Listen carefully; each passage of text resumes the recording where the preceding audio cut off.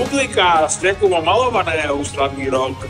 Takže krásný začátek a přeju do dalších let, ať to funguje, jsou tam zajímavosti, ať to sleduje čím dál víc lidí, protože myslím, že jsou to zajímavosti, co se tam dějou. Tak jo, Kubíku, publikářte, mějte se hezky.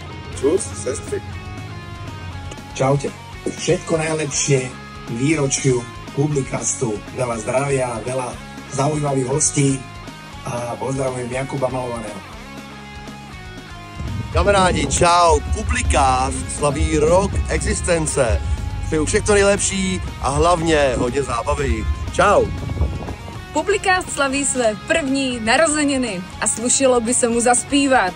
Ale to raději přenechám druhým významným hostům tohoto skvělého podcastu, jeho moderátorovi, hostům a zejména posluchačům.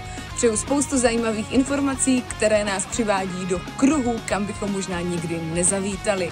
Tak ať se daří dál a všechno nejlepší.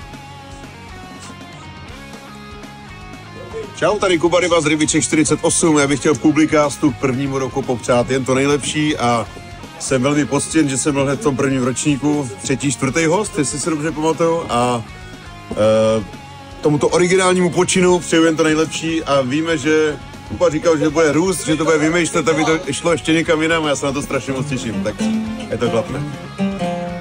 Přejeme Publikástu Jakuba Malovaného spoustu úspěšných dalších let.